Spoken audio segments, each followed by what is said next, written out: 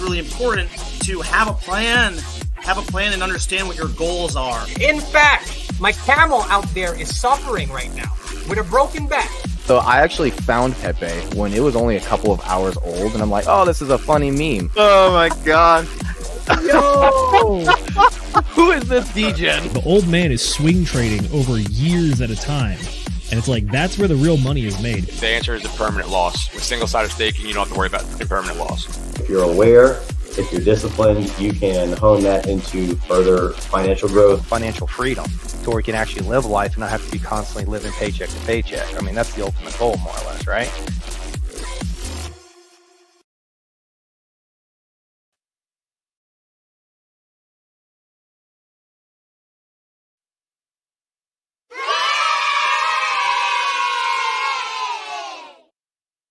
Good evening, ladies, gentlemen, and D-gentlemen of all ages. Welcome back to another Friday edition of the Degen Roundtable Show. This one is Book Club, as you probably know. And tonight we are covering a longtime classic.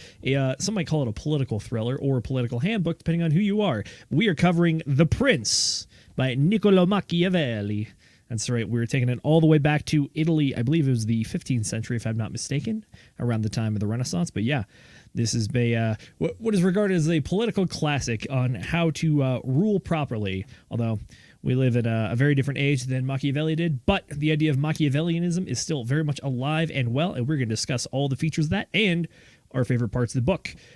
So, with that being said, I am joined by the usual suspects and excellent people all around, starting off with my co-host, Will Stevenson. How's it going, brother? Things are going good, man. Life is great. Life is beautiful. I'm just chilling over here down in Texas, getting ready to head up to New York in about a week. Well, my traveling will begin in about a week, and then we'll be doing this Richard Hart stuff. It'll be great. It'll be awesome. For the folks at home who don't know me, my name is Will Stevenson. I'm a member of the Degen Roundtable, one of the usual suspects. I host sometimes, I co-host sometimes, I'm on the panel sometimes, but I just kind of like talk about things and how people work and interact. I don't know a whole lot about cryptocurrency or about macroeconomics or about a lot of things, but I just like to chill here and hang out and shoot the shit. So that's what I do. And in my off time, I go and climb TV towers and have fun and live like a real people job. So that's who I am. For those of you who don't know or have never seen me or are catching this on the replay, glad that you guys are with here joining us. And I'm ready to get talking about this Prince book, bro. This is a good book. I quite enjoyed reading it, but more than I enjoyed reading it, I enjoyed the the summaries of it by people who understand the ancient languages and the intentions and the meanings a little bit better than I. So I had a lot of good fun listening to the YouTube synopses and the rehashed thoughts of the book. So it was great. But enough about me. Let's hear about Farmer Jay. What's new and exciting with you, bro? How you doing? I'm doing good. Thank you for asking, brother. Not much going on. Just here for another book club. Other than that, I'm just looking forward to discussing the ideas we learned in this book, and how we could take over the world with him. True. All right. We also have joining us tonight, Mrs. McGettit. How's it going? It's going good. I'm sorry, Farmer, but all I could think of now is Pinky and the Brain and how they're planning to take over the world. And so now that's stuck in my head. But I'm doing great. For those who don't know me or who are, new to our show, hopefully there are people that are new to our show. That would be fantastic. I am the producer for the Degen Roundtable. I do our thumbnails. I handle the social medias. I do the background stuff. I'm sorry, I had something else to mention and I totally forgot what it was midway through my talking right there. So, but anyways, I handle most of our background things alongside, the rest of the team. Everybody helps out where they can, and so I don't have to solo produce. I get nights off every now and again, which is awesome. But yeah, this book was not what I was expecting. I don't know where I got this impression, but I got the impression that this book was going to be similar to our last book. It is not at all. They have nothing to do with one another. But yeah, so that was a surprise. But other than that, great book. I really liked it. They had a lot of good information in here. We'll get into that during the stream, though. For now, I want to pass it over to Nate. What's going on, Nate? Well, I am feeling very green today, green for growth. And that's exactly what it is that we are going to be doing today while we have read through this book. And now you guys are listening to us. And so let's go ahead and not read. Let's talk about the book and what it is that we read and how we can grow from it. And yeah, I'm just ready to get into it. This book is really interesting, quite frankly. I find Machiavelli's rises to power and ways of manipulating in the most efficient way possible, and completely taking morality out of it, and just saying if you're trying to do something that is maximum efficiency for, you know, trying to get what you want, this is basically the way to do it. And so I found it very interesting. But yeah, you know, I mean, I guess it's time to take over the world. Zenith, take us away. True. All right, folks, before we dive into all the good backstabbing and political philosophy, and even a little bit of the Romans as well, let's cover the chat shoutouts. That's right. That time of the evening, we want to say hello to everyone swinging by and hanging out with us tonight. So, starting off, number one Degen of the night, we got Centurion54X. He says, good day, Degens. Good day to you, sir. After that, we have another longtime favorite and good friend. We have Tin Top. He says, what's up, Hexkins? What's up, brother? How you doing, man? Then I think that is all we got for tonight up until this point. If anybody ever just hops in, just say hello or listen to what we're talking about, drop a comment and we will shout you out. And if you have any questions or thoughts or ideas about the book, let us know. We're more than happy to cover any ideas you guys might have, and we're always looking to extend the discussion. So, with that being said, I got a little bit of a summary, or rather literally just the back of the book, so to speak, and a few articles with some excerpts trying to summarize it. So, with that being said, here we go. Niccolo Machiavelli, born in May of 1469, died in 1527, or more formally, Niccolo di Bernardo de Machiavelli, was an Italian Renaissance historian, politician, diplomat, philosopher, humanist, and writer. He has often been called the founder of modern political science. He was for many years a senior official in the Florentine Republic with responsibilities in diplomatic and military affairs. He also wrote comedies, carnival songs, and poetry. His personal correspondence is renowned in the Italian language. His secretary to the Second Chancery of the Republic of Florence from 1498 to 1512, when the Medici family were out of power. He wrote his most renowned work, The Prince, Il Principe, if you will, in 1513. Machiavellianism is a widely used negative term to describe unscrupulous politicians of the sort Machiavelli described most famously in the book The Prince. Machiavelli described immoral behavior such as dishonesty and killing innocents as being normal and effective in politics. He even seemed to endorse it in some situations. The book itself gained notoriety when some readers claimed that the author was teaching evil and providing evil recommendations to tyrants to help them maintain power. The term Machiavellianism is often associated with political deceit, deviousness, and realpolitik. On the other hand, many commentators such as Baruch Spinoza, Jean-Jacques Rousseau, and Denis Diderot have argued that Machiavelli was actually a Republican, even when writing The Prince, and his writings were an inspiration to Enlightenment proponents of modern democratic political philosophy. All right, that was a long one. By the way, when they talk about Republican in this one, it's small r Republican, not like an American political party, but more of someone who promotes the governing structure of a republic, as opposed to a lot of the different principalities that are described in the book. So, with that being said, what do you guys think about this take? I've heard this book is described as the devil's book. Do you think it deserves all the hate? Do you think it's truly as evil as people say? Bro, it's another set of tools. It's a data set of tools, right? You can use it as you will.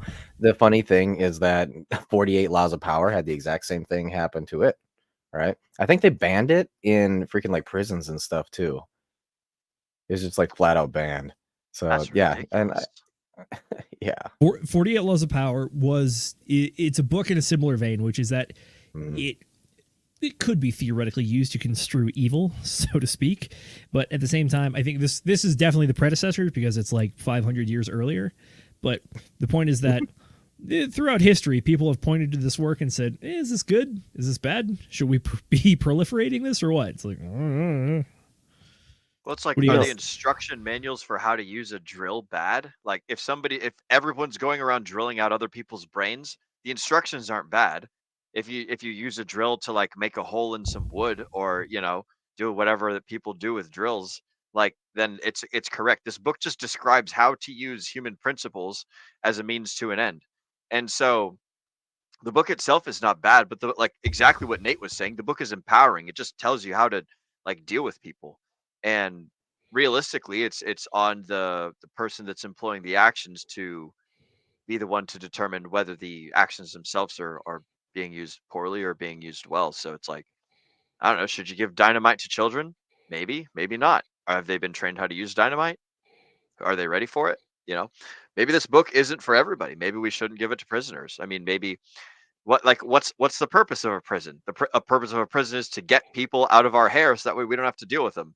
So are we gonna like give them tools to make it so that way they can like put themselves more into our lives or something? I don't know. Things to consider, things to think about. True. Farmer, what you got? Yeah, I think just like they said, it's more of an observation of what things work if you want to impose your will on others or be in power. It's just an observation of what has worked throughout history. True. I do have a fun quote here to throw out. Oh, sorry, go for it, Mrs. Producer. I was just saying, I think Farmer has a very good point there. That was very well said. I also want to push back against Will a little bit.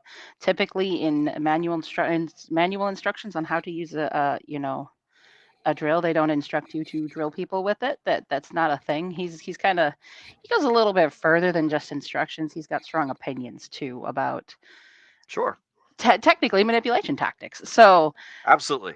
Well, I get your point. I think it's kind of it was a weird analogy, if that makes sense. But I'm really curious to see where this conversation goes about it. I did not know that people were referring to this as like the devil book. That's crazy. And I also wanted to point out, Winnie the Pooh is also banned, guys. So they banned a lot of stuff. Just saying. Fahrenheit 451, right? Yeah, the old firemen, not the people coming to put out your house fire, but the ones coming to light your books on fire. Yeah. Yep. Apparently, Winnie the Pooh's whole thing was that it was talking about a child with schizophrenia. I don't know, but yeah, it's just food for thought. There's a lot of interesting banned books out there. Huh. That is true. That's I do have some good excerpts of people talking about the book. So we have from British philosopher and Nobel laureate Bertrand Russell. He once called The Prince a handbook for gangsters. Thoughts? I mean, yeah, it could be. You know, it could also be a handbook for princes who are effective at remaining in power. Could also be that. True. Yeah. Maybe a handbook for leaders. Yeah. Yes, they are leaders for sure. The whole morality thing is definitely in question, and I got another excerpt here. Says that the book, a slender political treatise by the Italian Niccolo of Machiavelli, was offered to Lorenzo Medici as a sort of job application. Written in 1513, it was not widely published until 1532, 5 years after the author's death.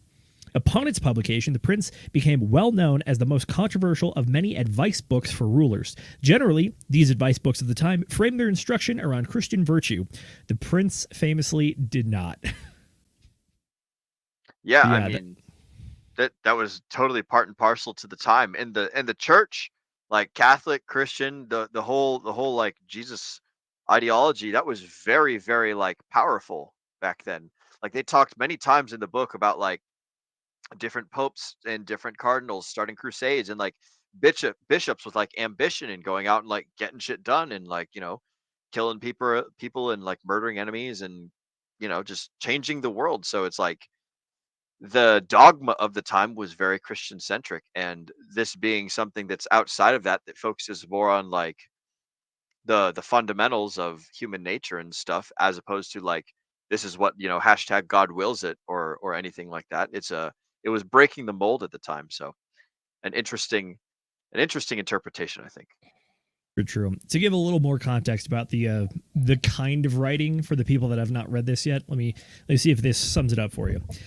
Machiavelli wrote The Prince to serve as a handbook for rulers, and he claims explicitly throughout the work that he is not interested in talking about ideal republics or imaginary utopias. As many of his predecessors has done, quote, there is such a gap between how one lives and how one should live that he who neglects what is being done for what should be done will learn his destruction rather than his preservation. And then the other one I have for here is saying that Canadian scholar and politician Michael Ignatieff puts it this way. The Prince forces readers to confront, in the starkest terms possible, the most important questions about politics and morality.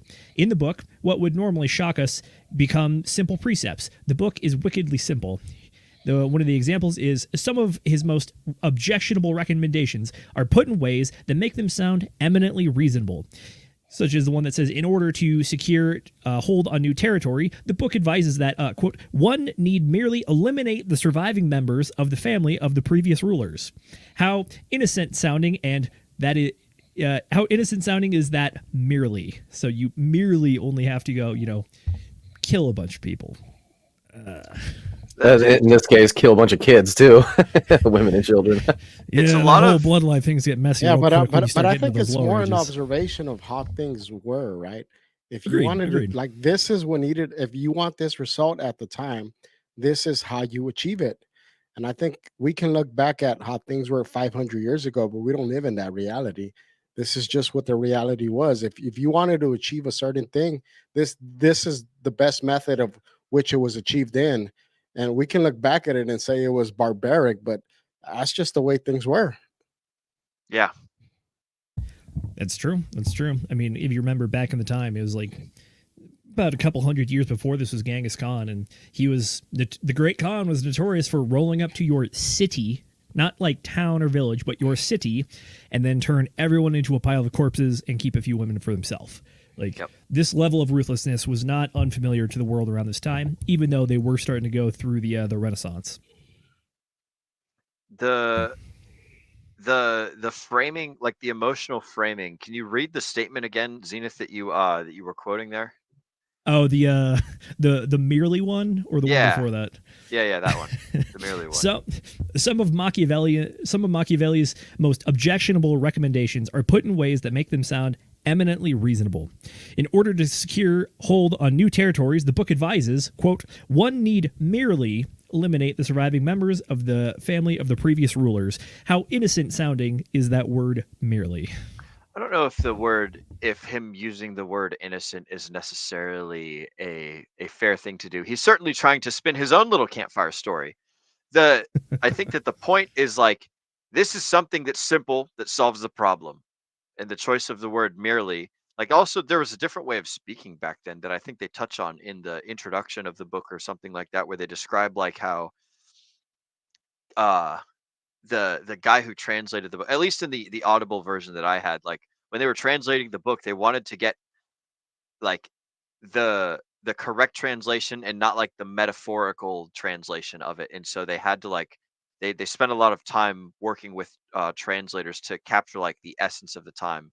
And so I think that him trying to twist the word merely to make it sound like it was an innocent usage isn't quite like focused on, the book's focused on efficiency.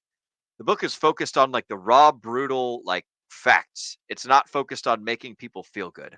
It's like, this is reality. And like, you don't have to judge it. We're just going to open the hood and look at how the engine works and study it, and then talk about like, the timing belt and the pistons and the fucking camshaft and all that crap. So I think the person giving that little bit of thought is spinning his own little campfire story and trying to put that on top of it. So that's my thoughts. This is true. Tell you what, though, let's start to dive into some of the lessons. We're gonna go around the horn, and I want everybody to just bring up one of the lessons of the book that you thought was important, and I'll go ahead and start us off to give you guys a little time to think about it. So, one of the ones in the book that I thought was interesting to think about was the idea that as a ruler, if you come to power through great difficulty, you'll have an easy time ruling. But if you come to power through ease, it means you're going to have a very difficult time ruling. What I gathered out of this one was the idea that if you want things to go well for you later, you have to struggle at some point. So it's the classic either struggle now or struggle later. And I think the reasoning behind this one in particular is he lays out that when trying to achieve power over an area, you're going to have obstacles either way. You can either overcome your obstacles early, or you can overcome them later on. So it's kind of the idea that I alluded to a little bit in that first quote, which is that when you come to power, if you do the hard things, like, I don't know, get rid of the people that you had questions about, you theoretically are going to have an easier time later on, as opposed to if you just let people linger, they might start to cause problems later. What do you guys think about this idea? The ease to, or the difficulty of acquiring power and keeping power? If you remove the problems, they're not problems. That's all I got. Way to put it. That's all that I got. This book is focused on simplicity and efficiency. Fair enough. Yeah, Fair like enough. right now, there's a region in the world where people keep fighting each other, right? Let's say one side were to eliminate the other, fighting would stop. It's not the morally or best thing to do, but it's reality. These two sides are not gonna keep. They just freaking hate each other. So there's nothing that's gonna stop them from killing each other. But if one side is gone, then that's the only way I think that we will ever have resolution. But other than that, I guess they're just gonna keep fighting. Fair enough. Could you repeat the question really quickly?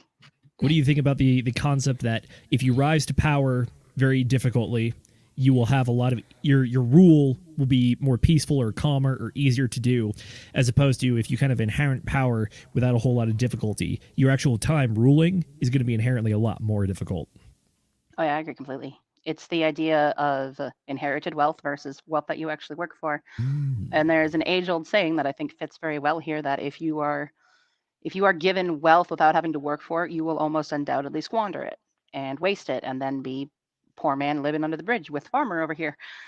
So I think that rings true, and this sounds like it's basically just repeating that, only with ruling a kingdom versus just being given money.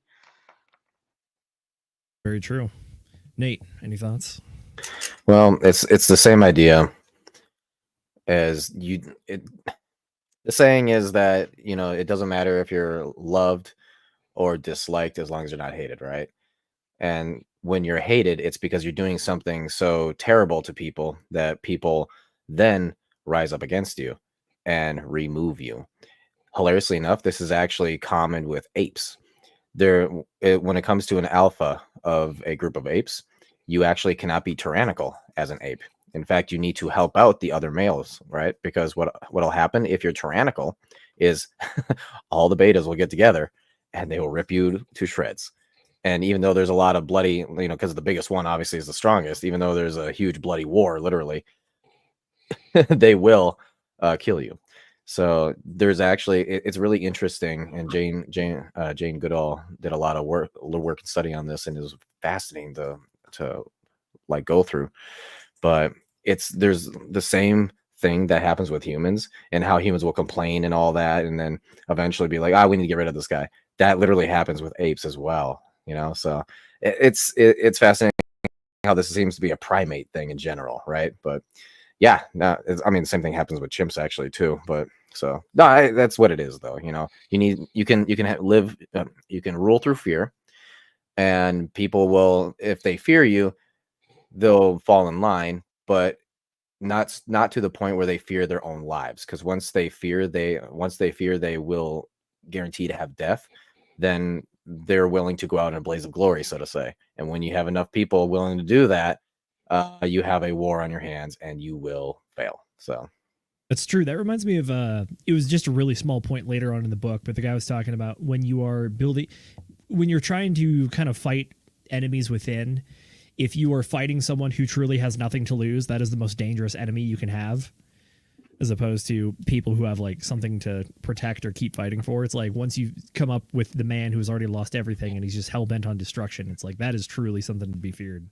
So, all right, gang, who's got? Go for it. I was gonna say, to add to the point, I think the book goes through it, right? The book talks about delegating tasks to others, right?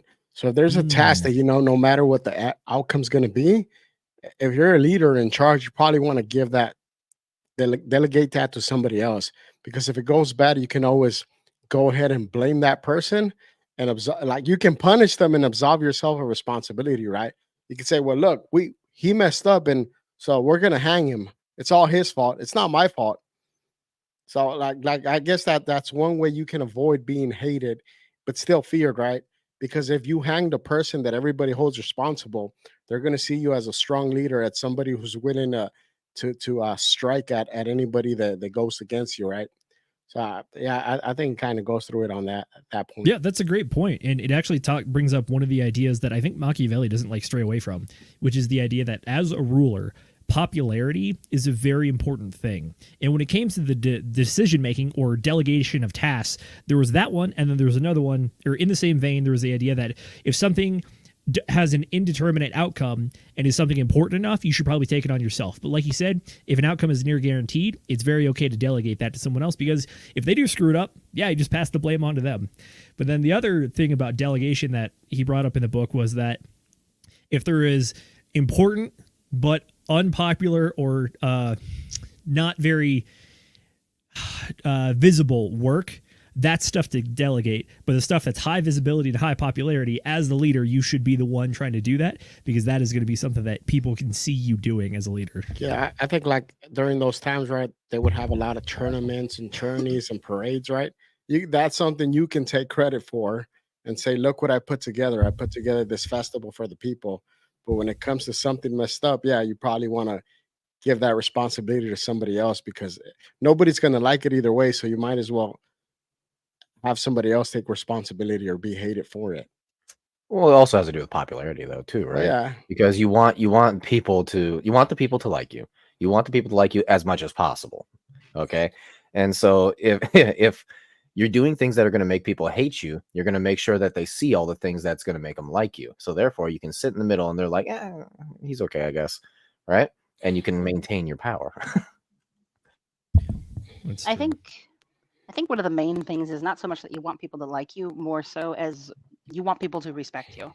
You can respect somebody and still very much dislike them. And many of us, have probably experienced that at some point in our lives with some people that we've had to work with or something like that. Like, I can work with you, but I don't necessarily like you. And I think that's kind of one of the biggest points that he's trying to get at. You got to find that balance between being so feared that you become hated by all sides and therefore murdered eventually, because uprisings and coups and revolutionary things that would transpire at that point, versus being so well liked that I think one of the examples that he used in the book, correct me if I'm wrong here, because I listened to this book very quick and I'm not like Zenith where my brain processes things that fast. But one of the things he brought up was kind of finding that balance between crap, hang on, I'm losing it. What was this? Zenith, do you by chance have any idea where? I will be honest, I don't entirely understand where you're going with this one. Darn it, it was somewhere near the beginning that he was saying that, oh yeah, it was if people only love you and they don't fear you when tough times get tough, they abandon you in the end, because ultimately they value their own lives more than they are willing to fight to defend yours. It was something like that, something along those lines. So yeah, just that balance of kind of in between getting people to stay and fight because they're too afraid to run away, but also don't make them hate you so much that they try to usurp you and take your throne from you. It's true. Yeah, we'll definitely cover the love versus respect question here in a bit. But while we're on the topic of the love or fear question, when it comes to this book, I think Machiavelli breaks it down into like 3 groups of people that you have to ask that question with. First off, you have the people, aka the populace, the civilians, so to speak. Then after that, you have the nobility, or like the higher echelon. Because keep in mind, back in the day, it was there were lords, dukes, nobles, people who had sort of control or domain over certain areas within a principality, just so that way the principality could stay kind of unified under the same banner, which is like the king, the ruler, whatever. And then the king doesn't have to like micromanage all the peasants. They have their lower level officers for that, such as the nobility. So we have the people, we have the nobility, and then we also have the armies, or the warriors, the soldiers, whatever you want to call the fighting people. And this is where he talks about the different groups that you can have, whether it's your own personal forces, mercenaries, or even the enemy. And I think that he really breaks down a lot of the arguments that he makes in the book into how you appeal to these 3 categories. So, yeah, what do you guys think about that? Am I missing any groups? So it's the idea of the pyramid. That's ultimately what you're talking about, right? It could be a pyramid. The nobility and the people definitely is hierarchical. But when you start to factor in the military, that's where it kind of gets like this. It's like the third branch, or the other one that is not above one or the other, because they are directly below the ruler, but they are not above the nobility. So it's a question of who do you answer to versus your status overall. I'm getting a different take on this. So the thing that Let's hear I'm it. getting Let's hear it. here is how do you get people to fall in line with what it is that you wish to achieve and hold power, right? Okay. So if people don't agree with you, the leader, isn't it better to have somebody under you who does agree with you, but then those people agree with that person, right? And so therefore you're able to scale the amount of people that you're able to control or have power over by having power over smaller amounts of people who then have people below them that like them but maybe not necessarily like you, and then they have even more people and more people and more people all the way down. It's like a Ponzi scheme, only for likes. Some people might call that a chain of command as well, but Oh. same thing.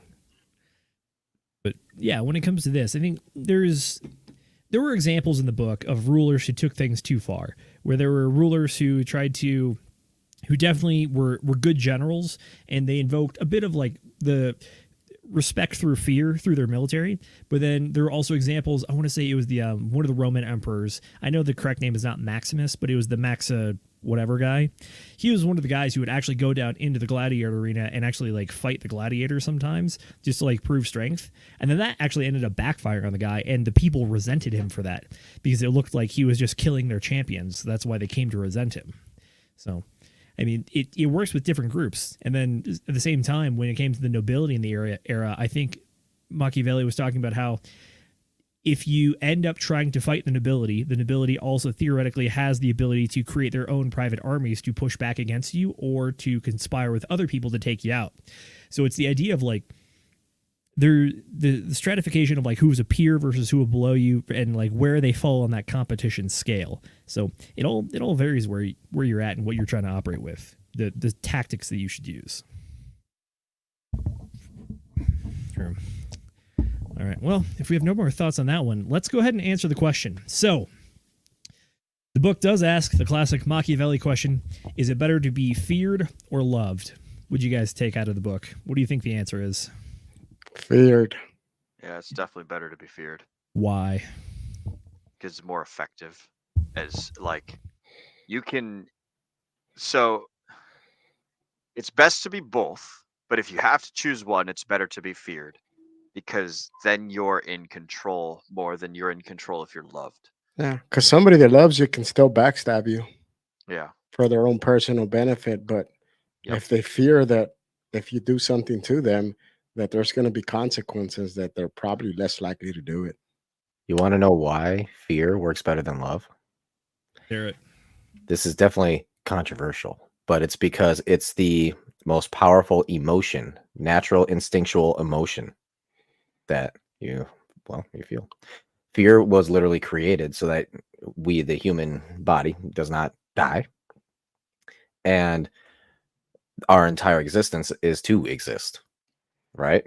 To not die. And so therefore fear is a tool that we have created to not die and continue to exist. So therefore, if you are if you're ruling through fear, you're ruling through that instinctual need to stay alive, which ultimately means you rule life itself. No, I'm joking. But yeah, that's the reason why. Love is nothing more like love is nothing more than the community aspect where people want to get together to survive, sure. But then again, that feeling itself comes out of fear of death. And so you gather together and that love becomes, hey, I love you, let's protect each other and let's, help each other survive.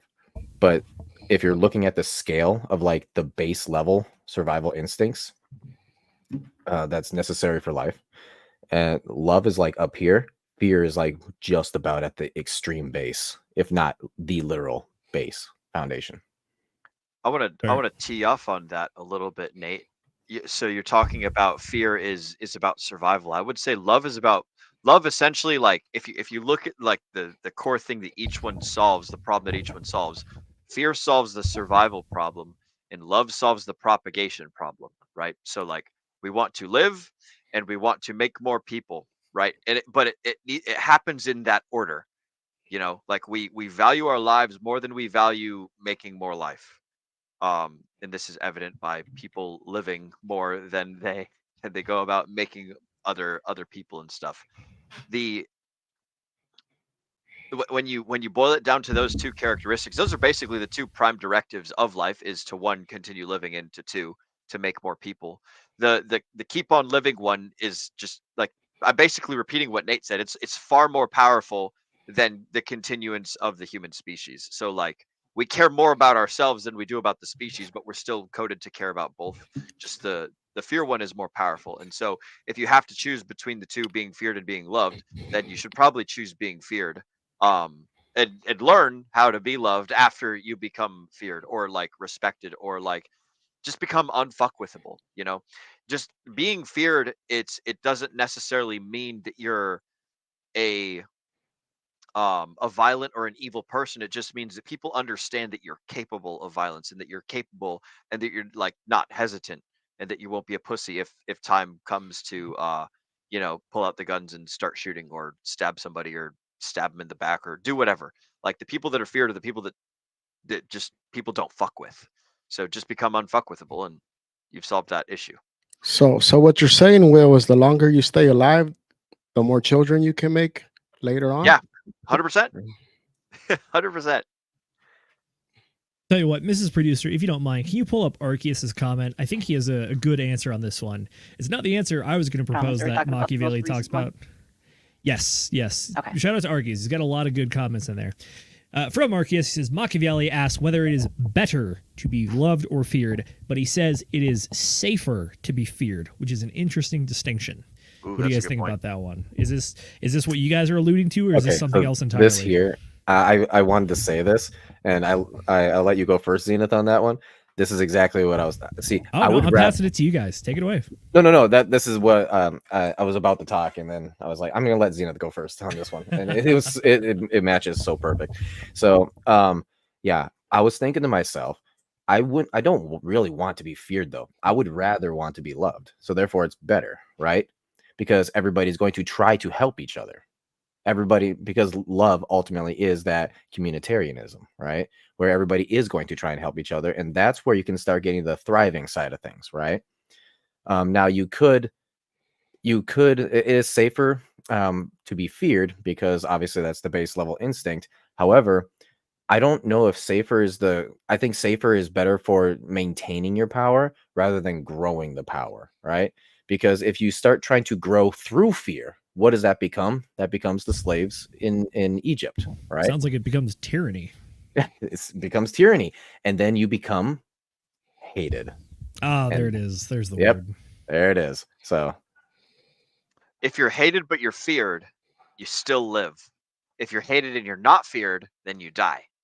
If you're hated and you're loved, well, I mean, I don't know if that really works, but like, you could, like, people that are hated and also loved are still in a position to be fucked with, you know? Go ahead, Nick, what you got? Thanks for teeing me up. And if you're loved and people still fear you, you're respected. Yep. Will, the only pushback I'm going to give you on that one, I think, is that specifically in the book, he does talk about the idea that if you're hated and feared, that's something that will lead to revolt. Because if people fear you and they hate you, that's one of the things that will actually inspire people to push back and roll the dice, so to speak, and makes men who are willing to die standing on their feet. It's what really inspires that revolutionary spirit, I think, is what he talks about. Unless you're extremely violent and just wipe out your total opposition, I guess that'd be the way, right? Well, then that clears the board, because there's no one that feels that way. Well, there's a higher flashpoint when you're feared. If you're hated but you're not feared, then the flashpoint is low for change, you know? Okay. But if you're hated and you're feared, then it takes a lot more chutzpah, or whatever you'd want to call it, to get the ball rolling. But then, like, you know, once you get to that point, then the only people that are taking action are the ones that are like already committed. They've already, signed their life away. And it'll also probably cause a good bit more like conspiring and things if you're feared and hated, versus if you're just hated and you're not feared. If you're hated and not feared, then any old asshole can walk up and just frickin' get you right in the neck or something. But if you're hated and feared, then it's going to take how many people stabbed Caesar. Shoot, I can't remember. It was either like 20. Was it 23 times? Yeah, it was a bunch of people that came up and stabbed Caesar. So that was a man that was feared, you know. So that's my thoughts on that. That's an excellent point that Arceus brings up. That's very good. Oh, 23 times. He was stabbed 23 times. we got a quote here from Hexkin Lost in Asia. Fear can be used positively. Your loved ones fear losing you. That is correct. Yep, fear of loss. That's very real. Loss. True, that's true. All right, I'm going to go ahead and give what I think. Sorry, before I do this, Mrs. Producer, what did you think was the answer to the fear versus respect question, or fear versus love question? I think my headset's messing up, so I'm going to leave and come back really quick, but I'll answer your question first. I go back to what I said earlier. You got to find a balance. If people fear you so much that everybody hates you, then they might team up with each other, and your enemies and your friends will both come at you and try to kill you. If people love you so much that they just are like, this person's awesome and they do everything for me, they are more likely to not really be willing to have your back, because even though they love you, they still love themselves more, because that's just a normal human fallacy. So Fair yeah, enough. for me, you got to go for the respect, which in my personal opinion, would be in the middle. People love you enough that they don't hate you, I guess, and then people fear you enough that they think actively about the consequences of what they do with you, how their actions come across, but they don't fear you so much that everybody decides that we all have this new common enemy, and your enemies and your own people come back to get you. There you go. Okay. So I will be right back, though. I gotta. Hopefully, this is just a StreamYard thing and not a headset thing. So I'll be right back, guys. Yes. Okie doke. Excellent. All right. I'll give what I thought. I think the answer from the book is, which is, I think Machiavelli pulls the classic cop-out, and he uses the word that we've all used partially here, but he says, it doesn't matter if it's better to be feared or loved, it's better not to be hated. That is the answer to the question, which I think it makes sense, because it's something we've all talked about here at some degree, which is that fear works, love or / respect also works, but what you alluded to something I think is like really, really prevalent, which is that flashpoint. What lowers the flashpoint, or what creates the flashpoint? And I think hatred of a ruler is something that will definitely do that. So that part makes sense to me. What do you think are some of the things that can lower the flashpoint, so to speak, or actually create that flashpoint? Like, as far as people taking action to overthrow a ruler? Yeah, what are some things that you think might inspire that kind of thing? Oh, well, the book had a fantastic list that I'm scrolling through my notes and trying to find right now, because I did quite like this this list. So if you they even differentiated between being hated and being despised. But some things that will lower the flashpoint are being fickle, being frivolous, being effeminate, being cowardly, or being irresolute. Those are things that will lead other men to despise you. And then, there's things that will lead other men to hate you, and that's stealing another man's property or another man's woman. But if you're any of those 5 traits, or if you're stealing things that belong to other people, then that will lead folks to despise you and hate you. And so those are the things that will lower the flashpoint and make revolution more likely, or lead the folks to off with your head. Fair enough. I think that makes perfect sense. The two that I was going to bring up was don't touch people's property and don't touch their wives. Yep. If you avoid those two things, you're already off to a good start. Don't touch their property, and don't touch their property. Don't touch my guns either. That's property. Yes. I was gonna say I kind of have the same thought about it. But more like when people are desperate, right? When people have no other option but to revolt. Like if you give people no other option, where you've taken everything from them, and they're in desperation mode, then they have nothing really to lose. So when you oppress somebody so bad to where you give them no option of, I'm either going to die or revolt, they're always going to choose to revolt. Very true. Tell you what, I want to shift to what is considered one of the more controversial topics of the book, which is the idea of acts of cruelty. What did you guys think Machiavelli talked about when he talks about acts of cruelty? If you could summarize it for the audience, what would you say is an act of cruelty? Inhuman. That's a description, but what is the act? What are you doing? Oh. I thought you were going for a description. My bad. Cruelty. So cruelty is basically anything that has to do that is stealing somebody's something, even if that is up to their life force, to even though there is no reason for it to either happen or that this person had no reason why it should have happened to them. And especially when you start getting into like mass droves, right? The common thing that is always talked about when it comes to cruelty is you kill off the women and children, right? And there was no reason to actually do that because the soldiers have already been killed. So why are you going after all of them now? Like, what are they going to do to you? You know, that would be an act of cruelty. Another one would be torture, right? You're needlessly torturing people for no reason. You know, if you're not trying to extract information, then what's the reason for doing it? To get your name out there as a terrible torturer, you know, Vlad, you know, sticking people on pikes. That'd be another one. And the thing is, there's a lot of different methods of killing people off that is very slow and painful and evokes a lot of emotions out of those people.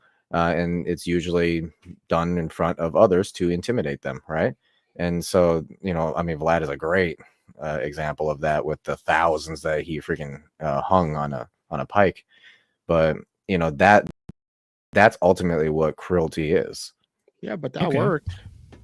Bill, what you got? I was going to say that was actually an effective method. When Vlad the Impaler was going around conquering, people feared that fact. So a lot of small places just gave in. Instead of fighting, they just go. They didn't want to be. Farmer, I think we're starting to lose you. You're getting robotic on us. Check.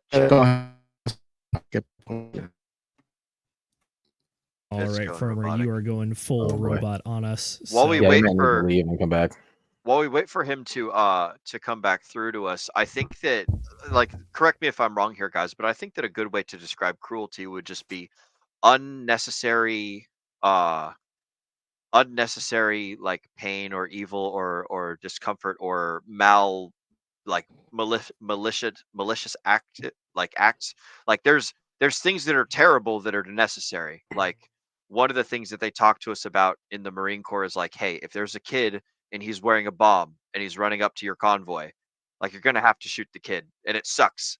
And that's a terrible thing that could happen in life, but like it's one of those like necessary horrible things that has to happen, you know. And the problem with cruelty is that it's subjective to whoever is the person that's like, or to whoever the act is being described to, or whoever's interpreting. So while I might consider something not to be cruel, somebody else might totally consider it to be cruel, depending on their perspective. Like the person that's just like living in the Afghanistan or whatever, that sees me, an American soldier, shoot a kid and they can't see the bomb or whatever, they're gonna be like, oh my god, that American soldier, how cruel, or that American Marine, like how fucking cruel, why are they doing this? And they don't know, or they don't perceive. So there's going to be people that don't have the same information or the same perspective, and that's just a very like real thing to think about. But just the general idea of cruelty, I think it's fair to say it's an unnecessary evil as opposed to a necessary evil. Farmer, I think we got you back. Can we get a quick synopsis of what you were saying earlier? I was just going to say that sometimes, I guess, kind of to the point you're getting at it, that sometimes cruelty can be very effective. That's the controversial part of the book. Yeah, because he talks about that part too. Yeah, because conquerors have been known, like when they would torture anybody that opposed them, the word spread, and when they reached their cities or villages, a lot of people just chose to comply instead of going through what the torture that they heard that this person was capable of. Just like what Genghis Khan would do, or Vlad the Impaler. if you know this guy's coming to your village and he has an overpowering army, sometimes that fear might just you're just willing to compel instead of being tortured. That's true. I think Machiavelli talks about the idea of utilizing acts of cruelty to accomplish one of two things. One of them you just alluded to, which is prevention, which is that you use it to inspire fear or compliance in other people. But then the other half of that is he straight up just talks about how you can use acts of cruelty to remove obstacles or just eliminate opposition, which is it's not even designed to inspire other people to obey or comply, which it ultimately does to a degree. But at the same time, Machiavelli just straight up says in the book, like, yep, nope, those people got to go. Get rid of them. Do it now. Do it now rather than later. And it's like, that's pretty harsh. Yeah, and I would say, I think Nate brought it up earlier, like, why would you kill the children? Because especially young male children grow up to be adults that can grow up to overthrow you. So that's why sometimes you would want to kill those, you know, that's why in Farmer, the history. you're stealing where I wanted to go with this. Yeah, take off. Yeah, I was just going to say, it's like I said, the book is not about morality. It's just what's effective. And even though it's very messed up, it works. If you don't want the new generation growing up hating you, then you have to eliminate them, or else you just keep battling back and forward. Yeah, that was exactly what I was going to mention. There is, I think I've mentioned this book series before. The first one, I actually have it on my desk right now because I was going to read it again. You can talk about Dune. Going to talk about how Leto Atreides was betrayed. Absolutely and his not. son, What the hell? Paul Atreides became Lisan al-Gaib. Okay, well, apparently Zenith has something he wants to talk about.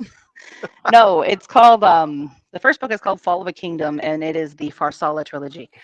One thing that they do is they bring up that exact point that Farmer was just making. The conquerors in this story, who are like the bad guys, it's a fair ruler type of a situation where this person, he goes around and he conquers all these different countries and stuff, and he's just going through taking control.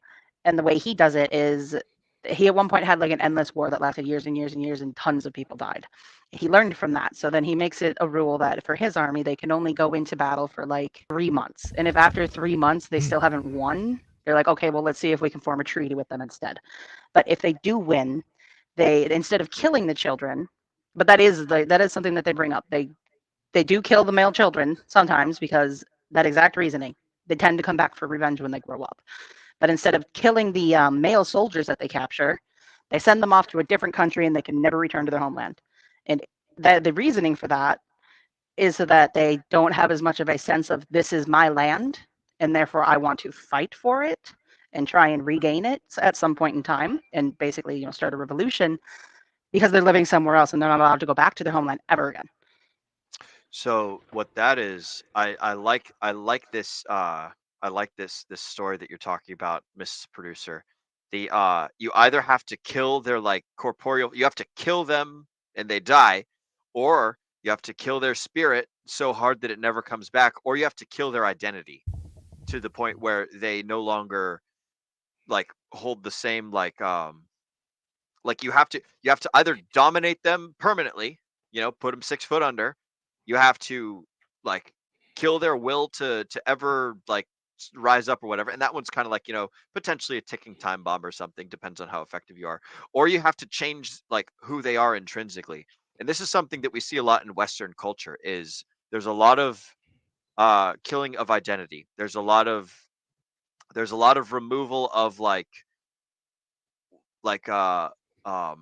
shoot, when you send your kids off to college and they come back a totally different person, their identity's been shot. The 18 years that you spent raising your child or whatever, if they go off to college and they're changed and they come back as a totally different person for the worse, then their identity's been killed. And you have to then battle that new identity. You have to kill that identity and replace it with a newer and a better one. So it's like, and this is a constant process that people go through all through life, is you're constantly having your identity challenged and either strengthened or destroyed, you know. So it's another way to go about doing things, and it's most effective because if you can kill someone's identity, if China can send information over to the TikTok servers here in America to get Americans watching brain rot rather than watching things that are, you know, like reinforcing the family unit, or making us, work hard or do better. Like, you should see the things that they post on TikTok in China and see the things that's posted on TikTok in America, right? That's essentially an attack on American identity. It's an attack on like American culture or whatever you want to call it. Or maybe they're just reinforcing what we already have. The point is, like, if you can kill someone's identity and you can give them a new one, then you can basically control that person. And so this is why like young men are always the ones wearing the suicide vests and operating under the promise of 72 virgins. It's why like people who have a new identity are the ones that are going out and committing atrocious things or doing crazy stuff, is because their reasonable self has been, either never there to begin with or has been replaced with something totally new. So you don't necessarily have to kill the person, but you have to kill something about them if you don't kill the actual person. Those are my thoughts. That's true. We can get right back to the indoctrination idea after a message from one of our folks. Yeah. Farmer, I understand you got to go, but what are your final thoughts on the book and what you got? I would just add to Will's point, right? One way also of killing, I mean, like he said, that TikTok stuff, that's kind of a modern way of killing somebody's nation's identity, right? And before, back to the point of killing the males, one ways was you killed all the males and you bred out that society. So that was one way of doing it, especially if you wanted to gain long-term control over that area, you would kill all the young males and you would breed out that society. And that's one way of controlling a civilization, because now all the children that are born come from, half of them are come from the conqueror side.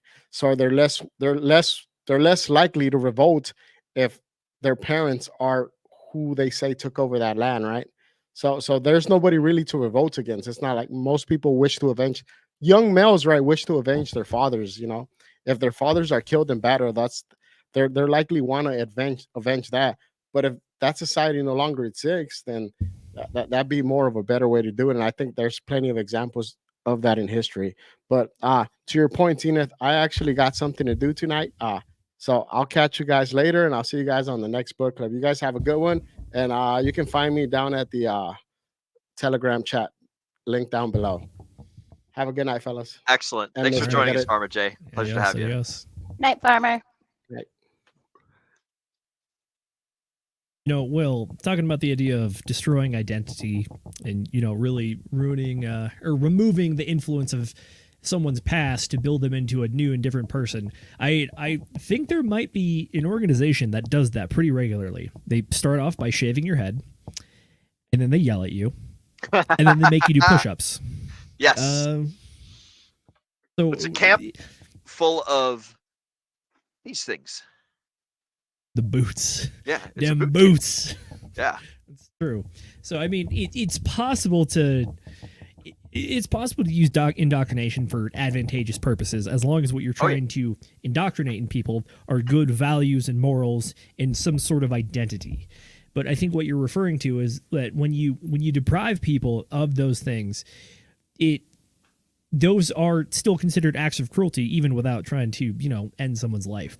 So what I personally thought of when I was reading this book is that it seems that Machiavelli talks about, he doesn't really say it, but he alludes to natural law a lot, or kind of like the John Locke idea of it, which is that humans have the ordained right to life, liberty, and property, which is that you can either take away their life, you can either take away their liberty, or you can take away their stuff or any sort of possession or attachment that they have. I think exile, like you talked about, is one of the ways to do that, which is that if you can remove someone from their home country, you haven't killed them. They're technically free to go do whatever they want over there, but you've definitely stolen something from them, which is their heritage, their citizenship, whatever that is. Does that make sense? Yeah. You have to kill a part of them, or you have to change them, That's true. I think that really, sometimes it's bad. Go ahead. Those are the things in my mind that when I was reading the book, I was thinking about that, because all the times he talks about the acts of cruelty, it usually is one of those three things. True. All right. Well, I see you bringing up something there. It's time for something. I do believe. It's time for motherfucking chat shoutouts, ladies and germs. True. Tell you what, I'm going to pass it over to you for this one. Can you Excellent. handle the chat shout outs, my man? Yes, I definitely do. Got it. Mrs. Producer, if you don't mind pulling up our first shiggity shout out, we got Mr. Marcus72 saying, "What's up, all? What's up to you too, sir? Good to see you. Welcome to the Degen Roundtable show. I don't believe I recognize your handle, so good to have you with us." Next up, we've got our very own Runeskis, or Runeskies. I'm not sure how to pronounce it, but Runeskies. What's up, amigo? Good to see you. We had an excellent call in the Telegram Tuesday. For the folks at home who are not a part of the Degen Roundtable Telegram, what you guys can do is you can go to bit.ly not bit.ly, t.me/DRT join now, and you can join the Degen Roundtable Telegram. I'm going to go ahead and post the link in the live chat right now for you guys to hop on in there. But Runeskis, he has made an excellent tool that we were talking about over the over on the Telegram Tuesday call, and that tool is freaking awesome. It allows you guys to basically guess price action based on liquidity levels and the amount of money that's injected into a cryptocurrency ecosystem. So shout out to Runeskis saying, "Finally the weekend." Yes, it is indeed finally the weekend. We're stoked to have you here, broski. Thanks for showing up and thanks for joining. Good to have you, and I am stoked to see what else we got going on. Next up, we've got Arceus, and she says, "It's kind of bad, but it's largely true." This was in reference to, I believe, the quote The Devil's Book, I believe. Yes, the Devil's Book. I was going to say the Devil's Book or the Better to be Feared than Loved, but yes, Arceus. Shout out to Arceus. She's had a couple excellent quotes throughout the night. So good to see you. Welcome to the channel, Arceus. We are glad to have you indeed. Next up, we've got Hexagon Lost in Asia saying, "Go Dodgers." I don't know who these Dodgers guys are. Perhaps they're a 15th century sports ball team from the Machiavellian area or Machiavellian era, and they're playing some. Actually, dude, I learned the bitter hometown rivals of the Medici baseball team. So yeah, that's right. There's actually a really cool thing that goes on in Florence, and I'm pretty sure that's where Machiavelli lived for a lot of his life was in Florence, and it's called Calcio Fiorentino, and it's basically like 23 on 23 fucking fisticuffs, like a brawl combined with like football soccer, and you more this like is like a whole bunch of people, and they're just like, you totally check it out. Like, go to YouTube, type in Calcio Fiorentino, and it's super awesome. It's basically like crazy big boxing match full of people, and the point is like you beat your opponents into submission, and then you have to like carry a ball to the other side and like score a goal, and the winning team, and it's based on like the different parts of like the different towns and stuff and churches or whatever that's in Florence. So the churches play fisticuff soccer, huh? Basically, I don't know if it's churches, but it's like city areas. So they have like these own little teams. It's a super cool thing, but it's been happening for a long time. And so, anyways, Hexagon Lost in Asia. Shout out to the Dodgers. Perhaps they were one of the teams in Florence that were beating the crap out of each other. But yes, go Dodgers. No. Next up, we've got Taylor. The Dodgers fan has departed, so apologies. You're now back to being the only one.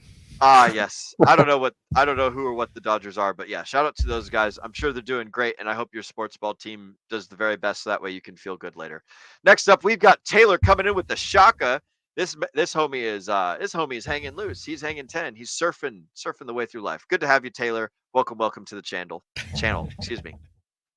Next up, we've got Marcus again saying hello, the ascending man. Hey, how's it going? So hey, Nate, from Marcus to you. He says hello. After that, we've got Mr. Beyond All saying wow, or wow. Expect us some tweets for that comment. Stay away from other people's property and property. Better explain it than wait. Yeah. So if you're gonna steal, just keep moving. If you're gonna steal other people's property and you're gonna steal other people's property, then you might get in some trouble. So. Wink, wink. Next up, we've got Hexagon Lost in Asia. Again, the first thing you learn about cruelty is don't kill the ants and bugs just because you're bigger. This is an excellent point. This is a very good point. At some point, for those of you guys out there who have children, at some point your kids are going to want to like step on ants, or they're going to want to, I don't know, throw puppies out the window or something, right? And you have to explain to them that like these sorts of things are not very cool to do. And this is like where the cruelty like understanding comes into play. So that's a very big thing. You don't just go pick on other people because you can, because then that's cruelty. If you're gonna do an evil, like if you're gonna hold up a beautiful and delicious cat like Zenith, oh, she's periscoping. This one's not for eating. I Just love so it you when they know. periscope. Cats periscoping is like when they got their tail up like this, and it's like looking around or whatever, but like you can't see the rest of the cat. It's like a submarine. Anyways, See, I was gonna say, like, I don't think I ever learned that lesson because I'm out here a hired gun for bugs. And well, stuff. yeah, you're solving problems. You're not being cruel. You're not out there like killing the bugs because you hate them. You're killing the bugs because people are paying you to do so, and because they're terrible. What if I am though? I mean, maybe and you I'm are. getting paid while doing it too. Sure. I mean, if you love to if you love to do those things, then it's great. Like then it wins. Like then you're the perfect person for the job because people need the bugs. Or Is that whatever. the meme of you? You're a pest controller for the money. I'm a pest controller because I hate bugs. We are not the same. the Giancarlo guy. Yeah, I yeah. can't remember his name. Yeah. Hell yeah, that's great. All right, Mrs. Producer. Next up, we've got latest saying, does anyone believe that our lives are already predetermined? I answered no because I like to think that I have control. I understand that I don't have all the control in the world, but I like to think that I have control. And if my life's predetermined, then I can just coast it, and I'm not able to affect change or anything. If there is someone that's predetermined, then like, cool. But like, as far as I'm concerned, I can decide whether I'm going to chop off my hand tomorrow or whether I'm not. So this is excellent. And then he next says, you guys should check out books that discuss the non-existence of free will just for the convo. I know that Sam Harris talks a lot about the non-existence of free will. Actually, right now we're going to do a quick little experiment, if you don't mind. Zenith, Nate, and Mrs. Magetta, I would like each of you guys to list off a movie, just any movie. Doesn't matter what movie it is, but I want you to list off a movie. Ready, set, go. Lord of the Rings. Okay, Lord of the Rings, Zenith, Gladiator, Miss Producer. It's on the shelf for a reason. Yeah. Signs is the first one that comes to mind for me. Uh-oh. Is your headset not working? I heard Did it. you not hear me? Oh, I can't hear it. Uh-oh. Oh, that is strange. I can We hear are having it. a night. Oh, having a I weird can't hear night. what she's saying. She What said did she say? signs. Signs. Signs? Oh, okay. I bet you none of you guys thought of The Sound of Music. No. It never even Nope. occurred to you. Yeah, Wow, absolutely not. Oh, I mean, hear I you love that now. movie, but no. Oh, okay. Hi. Wow, that is I'm strange. back. Yeah. So like, but none of you thought about The Sound of Music, right? Why are you thinking about The Sound of Music? Oh no, the point is that like it didn't even occur to you, so you did not have the choice. You did not have the will to choose Sound of Music because it did not occur to you until I mentioned it. So like, do you have free will? Kind of. You have free will inside of a box.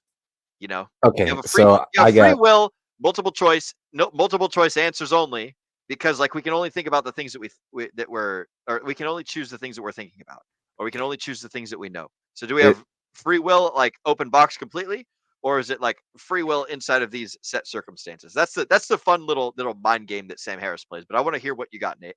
Yeah, no, it's choice trees. That's what it was called. Choice tree theory. So basically, you start with one choice, which branches off into several other choices, which then branches off into several other choices. And very rarely will these choices ever intersect as becoming, hey, now you can make that choice again. And ultimately, it's an existence thing, but every single one of these choices that you could have made at the time becomes a new dimension as well. So this is where parallel and multi-dimension comes into work as well. But yeah, so no, it's not predetermined unless all the choices themselves are predetermined. But then, even then, you've got billions of choices that have been predetermined. And so at that point in time, you could then say every single atom in the universe has been predetermined as well as its corresponding quark. So I don't know. And so are you making the argument that if someone's brain can only do the things it has already seen, heard, or known before, are you saying that is a limitation on free will? You know what it is, actually? Free will doesn't exist until it's created, and it's created through an infinite amount of predetermined choices. And so then, therefore, you have the free will to choose those predetermined choices. I don't mean to be too much of a hater on this one, especially latest out there. I saw the Star Wars comment, and I'm glad to have you. And I know a lot of people really enjoy pondering this question, but for me personally, I think this is actually kind of a moot question, which is that because the ramifications of one of the answers renders it effectively useless, which is that if predestination or predetermination is a thing, then it means that you technically have no ability to make choices. Therefore, none of the choices that you make, you really have responsibility for. Therefore, it removes all agency out of a person's life. Therefore, nothing like it very quickly can devolve into nihilism, which is that if everything's already predetermined, what am I doing? I'm just living out something that's already determined. Therefore, nothing really matters. I'm just locked on the railroad that is my life, and everything that's going to happen is going to happen regardless, and I have no agency or choice. Therefore, what does it matter? But that's very contrary to, I think, something that a lot of people take, which is that you have the ability to go very many different ways with your life. Nothing is predetermined, in my personal opinion. And to kind of question if things are predetermined, if the answer is that if they are, it means that nothing matters. So it's almost like a choice. It's like, do I believe in that and believe that nothing matters because I am incapable of making any choice? Or do I accept that I am capable of making choices and I accept responsibility for my actions? Therefore, that negates the question entirely because it says, no, I am not predetermined or predestined. I am the master of my future. Therefore, the consequences are upon me, whether they are good or bad. All right. Well, I feel like we've kind of bunny trailed off into this one, and maybe we should look into some of those books because that sounds like we could have a very good conversation. But really quick, I want to say, if stuff is predetermined and we are living in a simulation, and some omniscient being is making all these decisions for us, I'd just like to have a talk with them. Whoever you are, I'd like to sit down and have just a little talk with you. So. Anyway, season 17 of USA is getting pretty off the rails. We got to talk to the writers. Yeah. Come on, guys. You got the Dolphins picking the balls out of the pen. We got to go a different direction here. We need to have a conversation. But anyways, Zenith, if you want to get us back to the book or continue on the bunny trail, take it away. Absolutely. All right. So when we left off, we were talking about what are acts of cruelty. I want to kick it back over to the panel and ask you guys, what do you think are the exact examples where Machiavelli says using an act of cruelty is the correct or optimal choice? What were some of the ones that stood out to you? If there's a story, an example, an idea, throw it at me. What you got? Yeah, it's the one that always hits me. It's when they kill the leader and then kill the family. That has always been, to me, like, that always seems like an act of cruelty to me. But then again, it's kids, and I do kind of have a problem with killing off the kids. I do understand the reasoning for like the young males and all that, but when you just want to wipe out, like, genocidal, right? Wipe out like just the people, that's something else. And it's almost like it's a hateful, spiteful maliciousness that you could equate to literally pure evil. And I think that's why it's uncomfortable for me to think about. That's fair. Will, what you got? Are you talking about from the book? Because I don't really remember them. Yes, from the book. I don't remember them. Any times where you remember Machiavelli saying that it's justified to use acts of cruelty? Excuse me, not justify. How about optimal? Optimal is probably the correct choice. I don't remember the book examples, though, is what I'm saying. So I know that there are probably a whole bunch of them, and Nate took the easy one that would have been my cop-out answer. But like, the children of the people you just conquered. What are some of the? Do you know any of them off the top of your head? Do you have like a list of them? I do. I have some prepared. I do want to kick it over to Mrs. Producer first, though. What do you got? Do you remember any of the examples? I'm about to disappoint you. I'm in the same boat as well. Hey, fair. If anything, this is probably a reflection or commentary about me and what I remember, which is like, yes. How do I use the cruelty? Where is it best? Well, you took good notes anyways.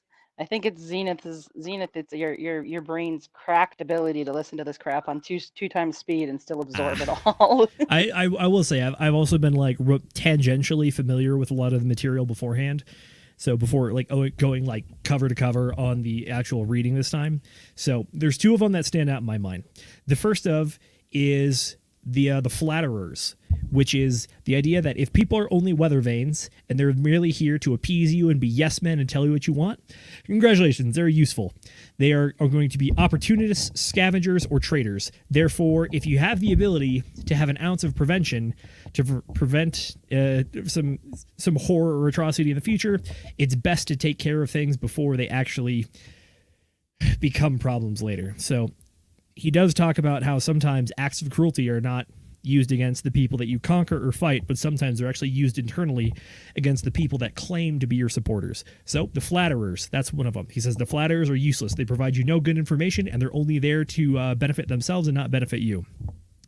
The other is to purge rivals through in the nobility, which is the idea that if there is anyone who theoretically could challenge you for your position in the future, it's again best to, so to speak, snuff it out in the crib. Which is that if you ever risen to power, but you've left the nobility in place, and the nobility has the ability to conspire against you or work against you or make your rule difficult, it argues that it's best just to eliminate it up front. And this is one of those ideas which is like, you got to just remove the obstacle. Whether it's an obstacle now or an obstacle you see in the future, if you can deal with it, deal with it. Don't let it become a problem later on. Fanticide is something that is very commonly done with chimps. And it's for this very reason. It's not even chimps. I'm pretty sure it's part of it, lions. actually. Yep, beat me to the punch. They do that. Sorry. When a dominant male comes in, the first thing they do is get rid of all the old cubs, make new ones. Also, that puts the females in estrus too, so that there can be new cubs made. Fun fact. Yeah, if True. you actually stop and think about it, you look at the Lion King, you're like, oh god, that story got a lot darker than I thought it would be. The Lion King's just Hamlet for kids. You know, you're not wrong. I mean, it's what it is. Yes. Yeah. Hamlet for kids. Well, it's the idea that like there's nothing new under the sun, and there's only a few different types of stories. You can change up some of the plot beats, but at the end of the day, there's only a few different archetypes that exist out there. Yep. Whether you're the everyman or the heroic archetype, there's only so many. Yeah, fun fact, there's also apparently a big push for Lion King 1 and 2 being compared to World Wars 1 and 2. So, yeah, anyways, a little bit of a bunny trail fun fact there. Brief That's enough, right? I mean, the fan fiction will go far and wide. Zenith, what was your question again? We were selecting cruelty types. The question was, what are the ways that Machiavelli says that acts of cruelty can be used to your benefit? And these are some of the examples we came up with, which is removing potential people to take revenge on you, removing people that are vultures or scavengers, or removing people that will potentially be rivals and kill you in the future. So it's basically like the elimination of competition is what it sounds like. That's pretty much what it is. Or it's the elimination of threats, present or future. Yeah, I mean, yeah. Threat assessment and threat removal. One thing I want to kind of toss in here. I find this whole idea kind of fascinating because when you really stop to think about it, the things that they're describing as like these necessary cruelties are actually very natural things that you see in nature. Like we just use those examples of lions. I'm not sure if apes do that, but it would make sense if they did. So it's a human construct that makes it diabolical or bad or evil. And I know I've talked about this a lot, but in Ender's Game they go into this a little bit too. They talk about the different alien species and how the other alien species that are in the stories are so different from humans because they live as a unit. So they are all interconnected in ways that humans can never be. They're connected through like their minds. So they all see the same things and experience the same things. Therefore, their lives as individuals are not even like considered. They're just one big whole thing. Whereas humans are this fascinating thing that we're different from most other animals in the fact that we value the individuals so much more. Each individual life is like a big deal in human society. That's why we count it when like a flood comes through and like 100,000 people died. We keep track of those numbers. Why? Because in our minds, it's just so vitally important to have that information. And then it's like this great tragedy. But so that's a thing that makes humans a little bit different from, a lot of other species that are on this planet. That's why I said cruelty is inhuman. It's inhuman because we have souls. versus animals that are just instincts and meat wagons, right? Agreed. It's definitely the differentiator between what is human and versus non-human. It's the idea of like the prefrontal cortex giving you the ability to think logically and rationally. And as part of that, morality also becomes part of that question at some point. Whether or not, I mean, back in the day, what was it? The humans versus the Homo sapiens, or the Neanderthals, excuse me. Homo sapiens versus Neanderthals. It was, we are, like, the current race that we evolved from is the more dominant or the victors of the very brutal and genocidal war between the Homo sapiens and the Neanderthals. And as a result of that, we have evolved to a point where the mental faculties are the things that separate us from the rest of the animal kingdom. And there's a weight and consequence that comes with that. And that is morality. So, like we talked about previously, it's the idea that, no, don't just like torture ants for the sake of torturing ants for entertainment. Like, as a human, like, you understand that there is a reason that is bad. It's not something that's like even articulated to you per se, but it's like more of like a gut or an instinctual feel that you can like rationally think about, as opposed to just have a feeling and then act upon it and then just not worry about it ever again. Yeah, True, very true. well said. We've got a question here from Beyond All. Do you want to get into that, Zenith? Let's hit that after this. I got one more. Crap. One more question, one more thing you want to I had one more tangent on the acts of cruelty Tangent. topic, but Gotcha. now we No, can go go for and it. hit. I can't remember it, so let's go ahead and hit this now. Ah, darn. Okay, that sucks. All right, here we go. Yeah. So Beyond All asks the panel, if this book was written today, what would be different, or how would he frame it? And I think by he means Niccolo. Machiavelli. I don't. I Niccolo can't pronounce that. Machiavelli. Thank you, but him, the author. Italian man. What do you guys think? That is an interesting question, and that's very thought-provoking, because you said it was written 500 years ago, right? Yep. Written So in, was it it was 1512 very or different. something? I can tell you right now that it would no longer. I mean, there'd be a lot of like World War I and II stories in there, like the wars of the 20th century. I know that would be an incredibly good look into the types of leaders and how they came to power and how that all happened. But I think there'd be a huge amount of politicians he'd be using specifically as examples, versus the way he has it, which were obviously people of the day. So, but framing it, that's the one that's really getting me. I really don't know exactly how that would be framed. Do you have any ideas? I think that I'm going to take the conversation a whole different route. Let's finish this thought. Yeah. All right. Well, what's your answer, Will? What do you think would be different about it? I would say there'd probably be QR codes to YouTube videos that offer explanations or things. What the fuck, Will? That's fair. If it was written today, the readability would be a lot higher, Yeah. as opposed to the way that they used to write in the Queen's English, for a lack of a better term. Yes. As far as my answer to this question, though, I think that the main difference would be, well, I think this answer differentiates whether it's 1990 versus 2020. If it's 1990, I would argue that a lot of it is still very similar, but focuses more on economics as opposed to pure political power, because this book specifically was written to talk about principalities where there is a sovereign as opposed to a republic. That's one of the very first chapters. I want to say it's like chapter 1 or 2, where the guy says, I've written about republics. It is an entirely different topic. This time we're talking about pure sovereignty for the nation states, whatever you want to say. I think that this wisdom was written and created in a time where the governing systems of nations was very different.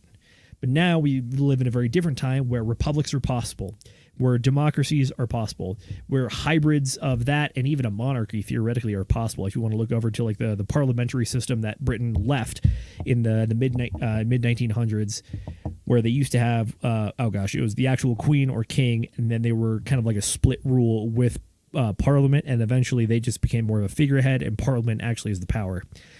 To give you the 2020 answer, I think Machiavelli would actually focus a lot on the dissemination of information and the idea of public image, public appearance, and reputation. and how you can either utilize or manipulate it or create it or falsify it or destroy all of that for other folks. That's where I think he talks about some of that in this book, but I think a lot of those questions are very relevant to modern age with like social media, internet, just the flow of information is infinitely faster. It's globalism, ultimately. There would be a lot more feedback on it, that's for sure.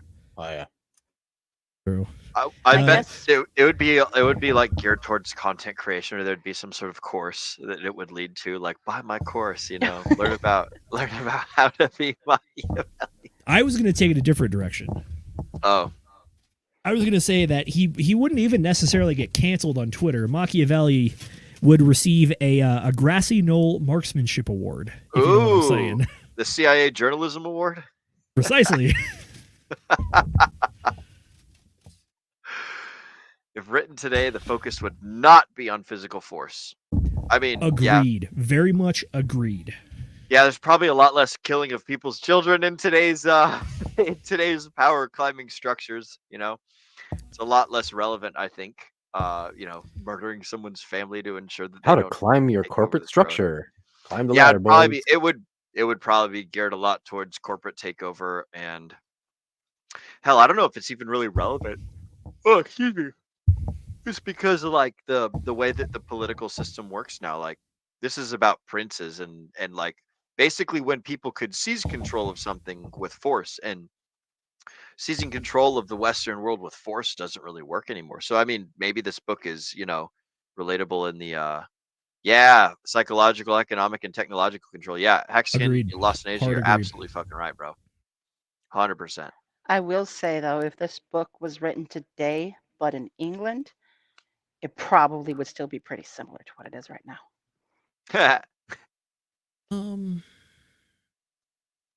Don't read too far into that. It was a joke. I have no idea how the system in England works. I just know they had a queen. I thought you were making a joke about like knife violence or something. I don't know. I mean, you could definitely go that route too. Yeah, they're very similar to the downfall of Caesar. Agreed. I don't know. What do you? I think what are the?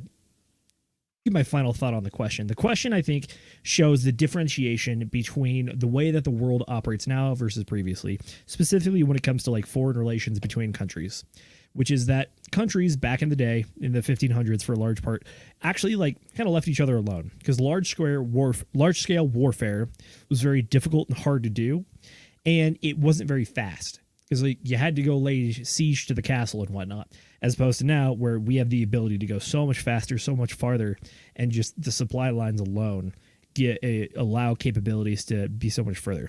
Also, at the same time, the amount of intervention and the cooperation amongst the global countries is different, which is that theoretically, in the time of the prince, you could take over a country, try to rule it. No one else is really going to mess with you except maybe your direct neighbors. As opposed to now, if you try to be an African warlord, the UN is going to try to stop you at some point or degree. Emphasis on too try. Much communication, man. Agreed. Exactly. Because it's global, right? So everything's globalized. Everything's globalized. And so think about it this way, right?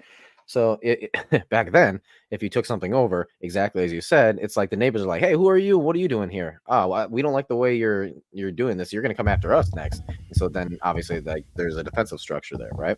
But what nowadays, it's like if you're going to be running around trying to take states and provinces and all that, right, and just take things over. Next thing you know, you have these giant superpowers that literally have a missile that are intercontinental.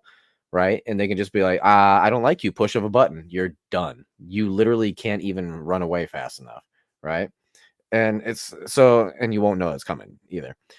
So like that fear alone is just going to keep people It's just going to keep people from not doing things like that. But they will get real small. I mean, you said the whole African warlord thing, right? Well, that's literally just these people expanding their land through, a few towns here and there. That's literally all it is. And even when that starts getting out of hand and they start moving into like other countries in Africa, they get wrecked. They get wrecked by a country with a standing army. And a lot of these, I mean, that was actually kind of one of the huge issues that was going on, like around the Congo and all that. And that's the reason why the African warlords actually never left, was because they kept trying and getting ruined by the standing armies, which weren't all that big, but compared to the warlords, right? But yeah, they kept getting wrecked every single time they would try and move out. So everything, and of course, if it got worse than that, let's say that there was a warlord who kept like taking in more of these standing armies, and they're like, yeah, we're gonna go fight now, and they kept like expanding like that. How long is it gonna be until you got like China, Israel, or the UK, or freaking Russia and the United States in there setting up bases and being like, okay, you guys have a bunch of AKs and really good spirit. We have an atom bomb. Y'all got a bunch of good spirit. I know as much as you're joking about that, but unfortunately, some might argue that the U.S. has recently lost a conflict to a bunch of people with AKs and some spirit. Oh, Biden.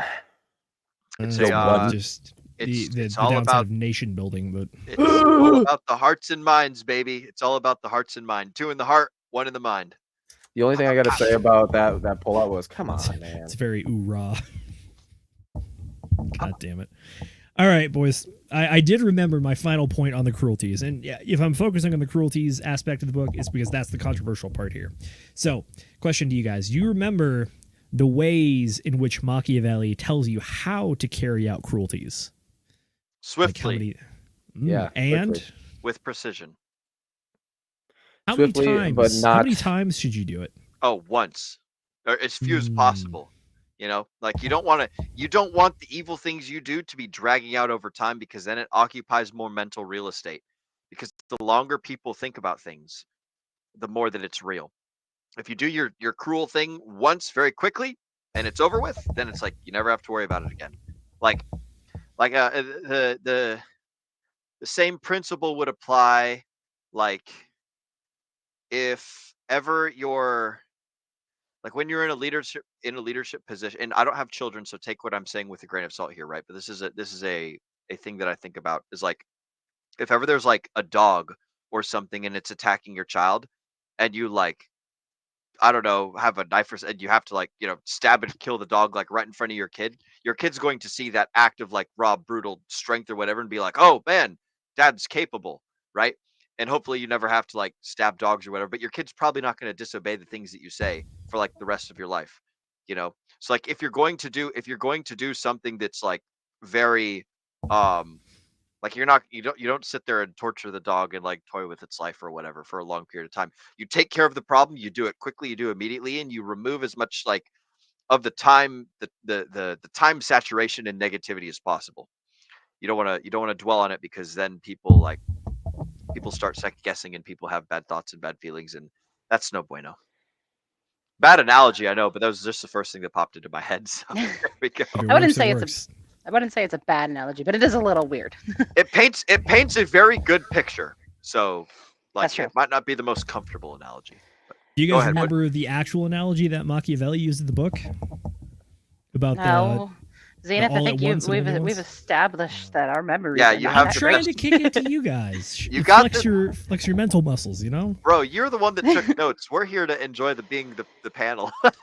Would you believe me if I told you I only took mental notes and then I've read a few? Yes, I would, because your brain is on crack. You could listen to this crap at 2 times speed, and it somehow just sticks in there, and I don't understand it, and I'm very jealous. Well, I believe that it's similar to falls within the category of notes, since it's got the same word in there. So. Notes. It's in the first brain, not the second brain. Good there enough. You go. I wanted to add to that a little bit, though. Should I give you the answer? I think. What? Oh, if you want to give the answer, go for it. He talks about tasting food, which is that if you give people the cruelty all at once and only once, they taste something very bitter one time and briefly. But then after that, if you start to give people rewards or good things, do it slowly and over a long amount of time, so that they have the sweet taste in their mouth for longer. So like Will said, it occupies less brain space to have the bad stuff, but more brain space to have the good stuff. Yep. I got another analogy, and this one comes from a different book, and it's not Ender's Game for once. Do it. This one comes from Animorphs, weirdly enough. Kids series that fuck I found out at one point. I found out that the author Kathy, I can't remember her full name, but K. Applegate, she put all of them out for free online, And even though it's a Oh. kid series, it's actually kind of brutal. But Yeah. anyways, at one point, they're going around doing their things, fighting the enemies, the aliens. Jerks. Yeah. And they go into like this office building and they go through and they kill everybody. And they're not, they end up getting overwhelmed. The place is much bigger than they thought. There's a ton of enemies in there. They're about to die. So their friend, who is an android who comes from a different planet, he comes down and he's been programmed to never commit acts of violence. But they went and found like the key to his programming and they changed it so that he could have more freedom because he wants to fight and help. His planet was taken over by the years and years ago. You talking about the So he comes Andalite, down. the horse person? No, not the Andalite. These are they're androids at one point in the book that they run into. And so they're like a completely different story. And they're really cool. If you ever get a chance to read it, there's like 60 books in the series, but it's totally worth it and they're completely free. So I'll send you the link after we're done here. But yeah, so the android comes down to help them. He got his programming released. He's able to commit violence now, and he just obliterates everything, like destroys the whole building, like melts these people. And then he turns to them after he saves them, and they're like, "Thank you so much. You saved our lives." And he's like, "What do I do now? How do I get over this? That was horrible. I just watched all these people like get incinerated. I did this." Like he's crying. He's just all of this grief and remorse, and they're like, well, eventually you just forget. You start to forget. That memory fades. And I think that goes back to what we're talking about here. You do the atrocity. You commit the atrocity. You don't do it over and over again. Why? Because you want that memory to fade. Humans have short-lived memories. That doesn't stick too hard, especially if you do a whole lot of good afterwards. You commit this one really bad act and most everybody is willing to give you excuses about that action, because they think of all the good things you've also done. So that's kind of unfortunately, the androids have infinite memories they will never forget. So they end up reprogramming themselves to not commit violence again, and they throw away the control key thing. They go and lose it in the ocean so they can never reprogram themselves again, or hopefully not anyways. But I think that's a good analogy for kind of what you're talking about here. That would be a very valid reason to not continually be horrible. If you have to do something horrible, do it, get it over with, make it as small and quiet as you possibly can. Never deny it when it comes up in the future, but do so much good that it becomes, for the most part, forgivable. Fair enough.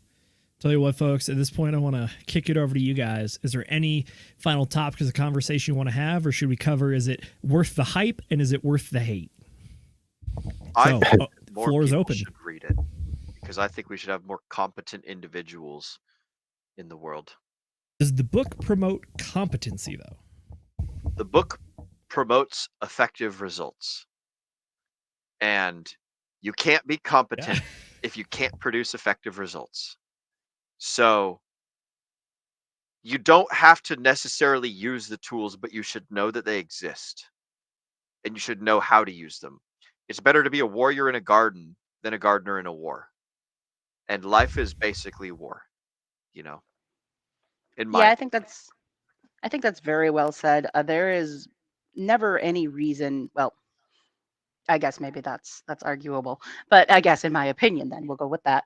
In my opinion, there's never any reason to purposely keep yourself away from knowledge. The concepts in this book, I mean, the author admits himself that they can be horrible, but he also says, this is informational. Take it as you will. I'm not saying go do these things, but know that this is a thing. And just having that knowledge is going to help you a lot more than being blindsided by something like this coming up later in your life and having no idea why it's happening.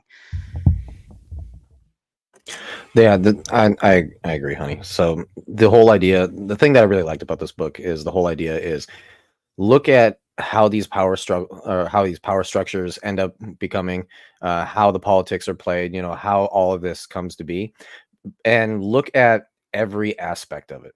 Don't be blind to any aspect of it, because you need to see it for what it truly is. And he takes the morality completely out, because usually when you insert morality, then you have a lot of feelings and people start getting emotional and they're like, oh, I don't like this, or I do like this. This is not good. This is good, right? And when that happens, you no longer look at the efficiency of how well it worked. And that's the distinction, I think, is what is needed. Because when you look back at humans in general, it's always been what works. Okay. If something worked, and it worked for a very long time. It became an instinct, right? There was no morality involved. And so when you're looking through the different ways that people have used cruel things or even good things to gain power, to gain trust, to gain, control of the people, to gain the love of the people, right? When you look at the efficiency of this, you start realizing here's number one, here's the ways that just humans in general operate. Okay, so that there is something that you can use for anything in life. But then number two, you're able to tell what type of person somebody coming up is. Okay, and so you're able to kind of like put them in a framework. Oh, this guy might be bad, or hey, I think I'm going to like this guy. Right? You're able to tell that as well. So this book in general, I think, is an important piece of just information. Literally, I said it from the beginning. This is information for information given to you to be used as a tool, so that way you can then start applying it to your own life. And quite frankly, you're able to take some of the lessons out of here and actually start applying them to friends, family. I mean, I hope there's no cruel ones out there, but at the same time, also like bosses. And quite frankly, you could do it if you're at war. You could do it with enemies as well. You could do it with a town mayor or something. There's so many places that you're able to use this information. So it's very actionable, I would say, or actionable. But yeah, very, very good information. True. With regard to a latest question asking if the book was, was that latest when he asked about if the book, no, that was Beyond All. Sorry. When he asked about if the book was written now, how would it differ? I think some of the topics or the application of the book would absolutely differ, but at the core of it, what the book talks about is human nature and human psychology and behaviors. It's understanding how people operate and how it's possible to operate.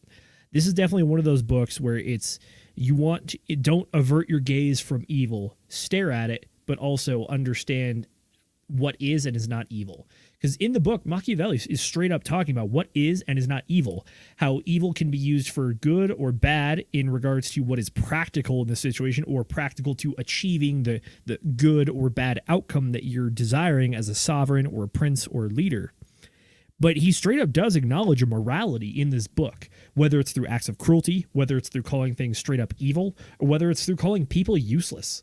Like, the issue is that if you have no moral structure going into it, the book can very easily be used for evil purposes and give you a guideline on how to commit atrocities for sure.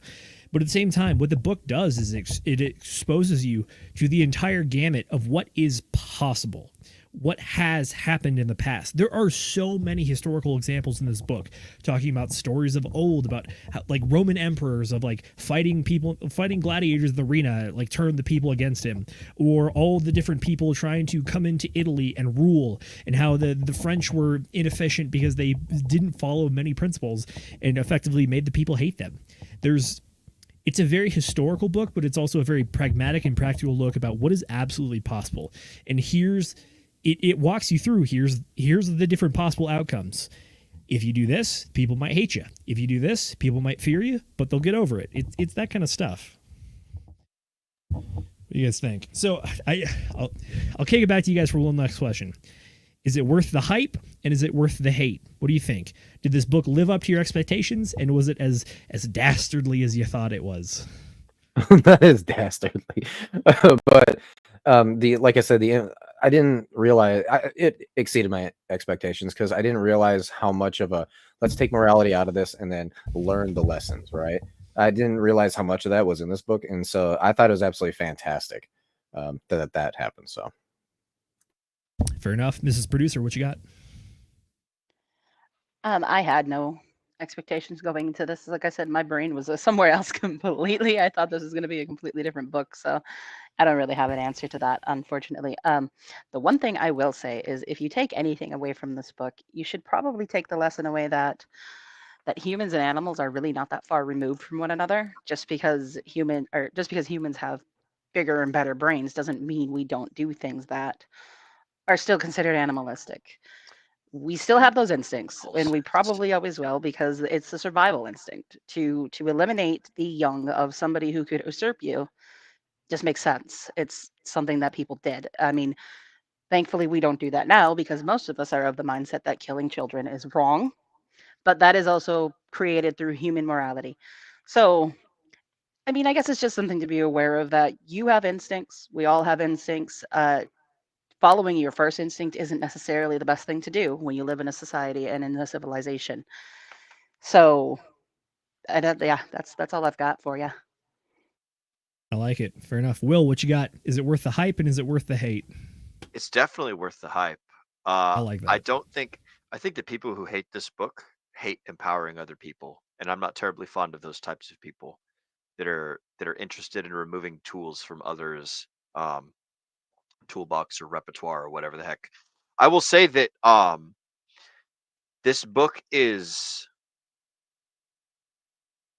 the zeitgeist that surrounds this book is that it's a terrible book and it's a horrible book and it's about horrible people. But I see this book as a description of a way to get things done, and like literally looking at the raw information and the raw data, and acknowledging that human beings are not like he's very objective about acknowledging that, like, hey, these are probably bad things to do. These are not moral things. These are not like ethical. They're not but they're a means to an end. If you want to make an omelet, you have to break the eggs to get the egg out, you know? So like it's on the user, it's on the reader to determine, what am I going to do with this information? And so, like, do I think that everybody should read it? I don't know. I'm not everybody. I think that people who are interested in understanding how things work should read it. And there's some people that I would prefer not read it. Absolutely. But it's not my place to stand in their way and say, you can't read this, I'm going to ban this book, or anything of that nature.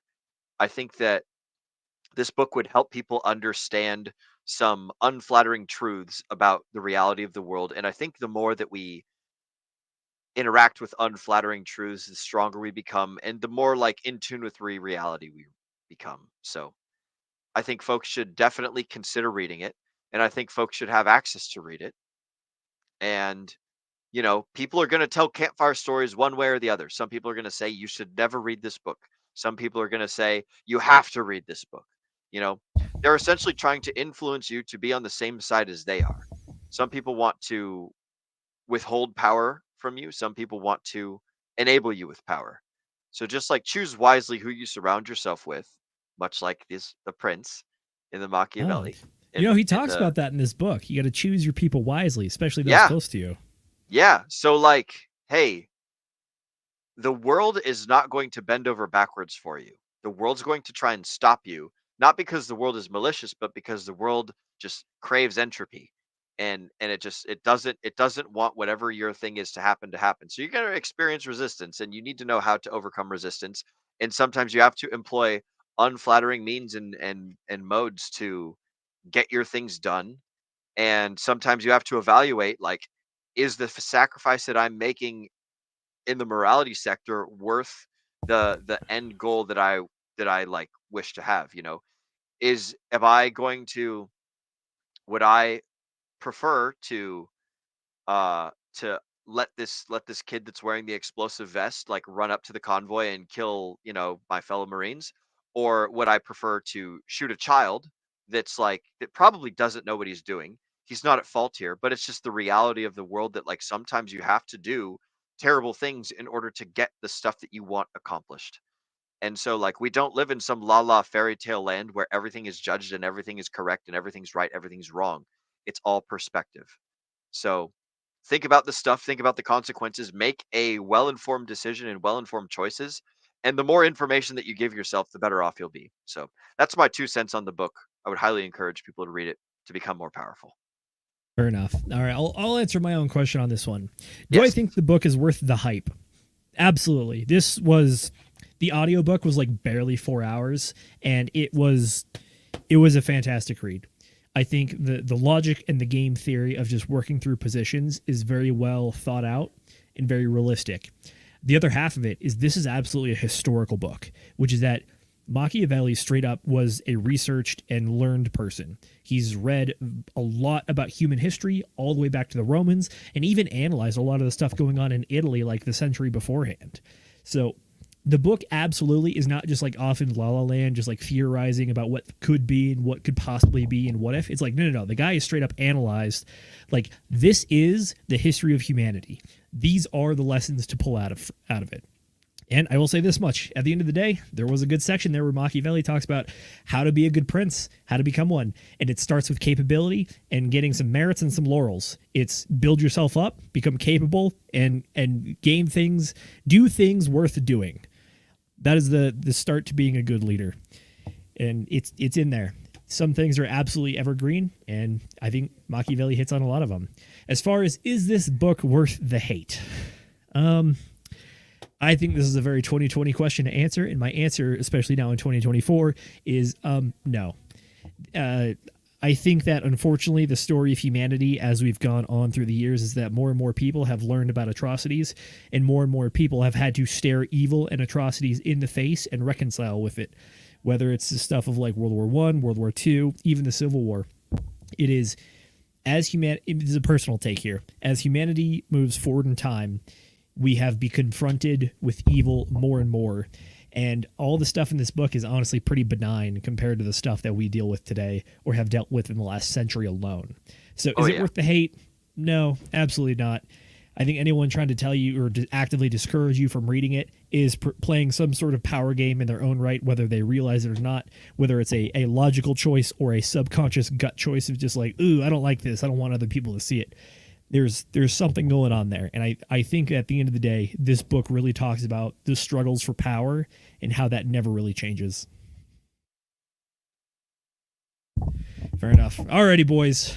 Let's shout out the good folks at home one last time before we close it out for the evening. That's right. It's time for chat shout-outs with yours truly, by the way. All right, Mrs. Producer, who we got first? Clintrons. Howdy, D-Gens. Howdy to you, Clintrons, with the star, by the way. We see you out there. Up next, we got Funkmaster Hex. He says, ladies and D-gentlemen, good evening.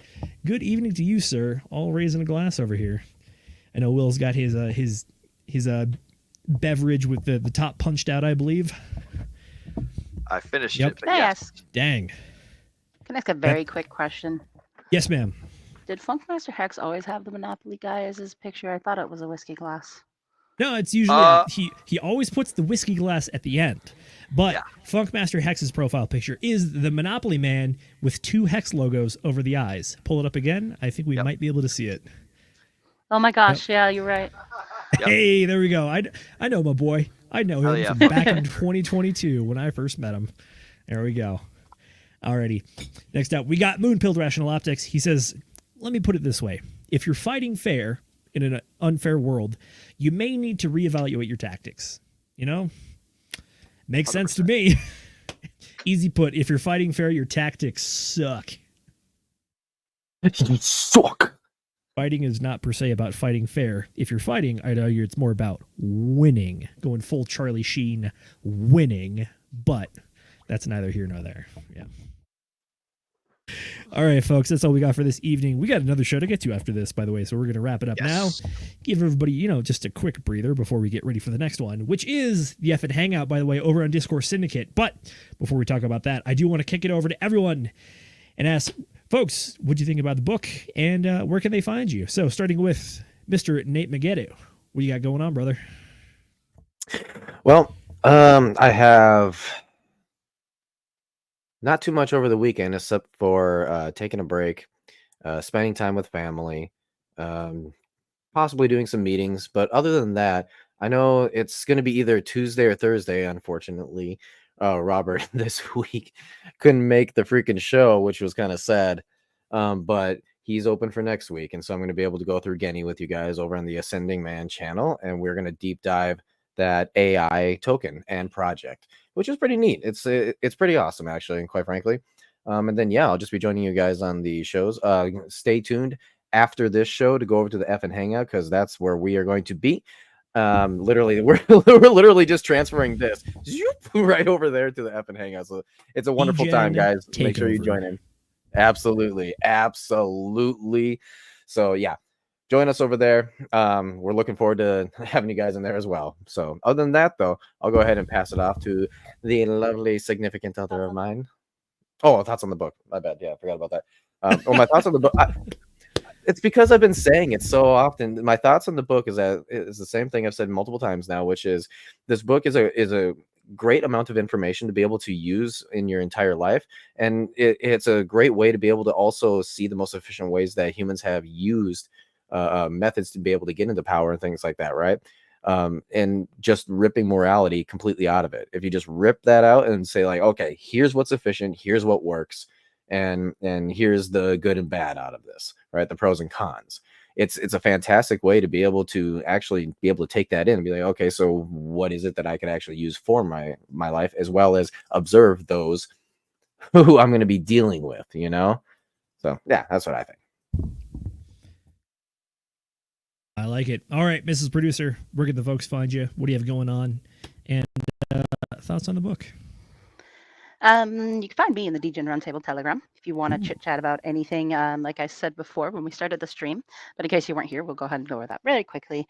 I do a lot of the background stuff. I do our producing. I make our thumbnails. I run the social medias, and probably a few other things I'm not remembering at the moment. But yeah. So if you ever want to chat about things like that, maybe you're starting your own YouTube channel and you just want to brainstorm ideas. I'm really enjoying making thumbnails. I've been brainstorming thumbnail ideas with a friend of mine who is doing the same thing for the store he works for, and he's upgrading their thumbnail right now. So we've been chit-chatting about that, which has been a lot of fun for me. As for the book, if you notice on the thumbnail here, so very quick, the way I make the thumbnails for book club is if it's a New York Times bestseller, I will put that underneath the author. So we've got, or not the author, the book title. So we got the author at the top, the book title, and then like a little tagline, just a little bit of information down at the bottom in like super small print. For this one, there wasn't anything on the books that was like bestseller or blah, blah, blah, blah, blah, anything like that I could find. So I go to, in that case, I go to Amazon, look at some of the reviews, try and find Amazon like marks the most popular reviews and stuff. And the first one I found was that this book is more relevant than ever. So I threw that in there, and now I found out that it's apparently the devil book, and I'm like, oh, maybe I shouldn't put that in there. But you should have put the horns and the pitchfork on there with the tail. There you go. That would have been perfect. The devil book. So, anyways, yeah, the book itself, I think, is like Zenith has mentioned here. Seems like it's a historical classic. Absolutely, there's good information in here. The main thing that I brought up already was this kind of helps really drive home that humans do still have very strong instinctual, things that we do in our lives, actions that we take are based on instincts. Like Nate mentioned that fear is an instinct for a reason. We need fear in order to teach ourselves not to do bad or stupid things. The fear of being hurt is why you don't put your hand in the hot oven or in the fires. So just understanding that and kind of wrapping your head more around the concept of just because humans are smarter than most other creatures on this planet doesn't mean that we don't have those instincts still, and they are built in. There's a reason for them, and unfortunately this goes into some of the ickier instincts that humans have. But just understanding that and facing that and realizing that that is something that humans do, and there is a reason behind those things, rather than hiding from them or being too sensitive to be able to acknowledge this. Oh, this guy's the devil because he talks about killing people's children. Well, no, that's just something that people did. He's just providing you with the facts of how it worked. And, the more of that you can handle and accept and understand that that's a part of humanity, the better off you will be. Knowledge is power. So yeah, if you're super squeamish or like way too sensitive and these ideas are going to make you bawl your eyes out, maybe don't read the book. But other than that, I definitely think it's a great read. Glad to hear it. All right, Mr. Will Stevenson, aka the co-host, what you got, man? I think that this book is fantastic. I think that folks should read it, and I think that you guys can find me at will.pls.fyi. If you're looking to catch us, we're going to be hosting the Discord Syndicate's F and Hangout coming up very, very soon. So check us out over there. That is all that I've got. Mr. Zenith, why don't you go ahead and take us out of here? Will do. you know, I think this book is it's a must read for anybody 16 plus. Obviously, the book should be taken with a grain of salt and with a moral worldview in mind. But at the same point, it absolutely talks about the realities of what is the world, what are power dynamics, and how to not just be taken advantage of. That's what I got to say on that one. So, is it going to make you a better crypto investor? Possibly. Maybe help you understand how to operate in the space and understand the larger games at play if you ever choose to start developing projects or have tokens or whatever, and get you thinking about game theory. But yeah, after that. Ooh, game theory. Want to add to theory, that quick, if that's okay? Do it. I would say this book would also help teach you to not do what I did and to blindly trust everybody thinking that they have your best interest at heart, and then they get you to invest in a whole bunch of coins that they know are going to rug. So yeah, it might teach you a little bit about, human nature is to look out for number one. So just be aware. For true. I mean, like the back of the book spoke for itself, even though I disagree with some people saying that the author is teaching evil and providing evil recommendations to tyrants to help them maintain power. Well, it depends on how you use it. Don't be too scared of it. All right. Other than that, folks, I am Zenith. You can catch me on Twitter and Instagram at ZenithDI. By the way, the DI today stands for Degenerate Ideas. That's what we got today. Other than that, we will catch you guys over on the Discourse Syndicate for the effing hangout. Then after that, stick around for the Sunday show. We're going to be talking about the latest news events coming up. And then this Wednesday, I believe we have a Whiskey Wednesday coming up because we just had a fantastic show with Axis Live on the last Wednesday, talking about the Live token, talking about Hex, talking about building on Hex, and all the ways to incentivize staking. What you got, ma'am? We got KG for next week. Jeff rescheduled him. He'll be our guest next week. I like it. We got KG of Internet Money coming on the show next Wednesday for a special guest. Excuse me, not a Whiskey Wednesday. Sorry, you guys are going to have to wait one more week for that. But yeah, we got KG coming on. Very excited to talk with him. We've been trying to get him on the show for a hot minute, so very, very excited about that one. All right, folks, that is all we got for this week on Book Club. We will catch you guys on the Hangout, and we'll catch you guys on the Sunday show. So here at the Degen Roundtable, we know that time is your most valuable asset. So every time you spend it with us, we want to make sure to thank you properly. And until we catch you guys next time, I hope that everyone out there continues to degen responsibly.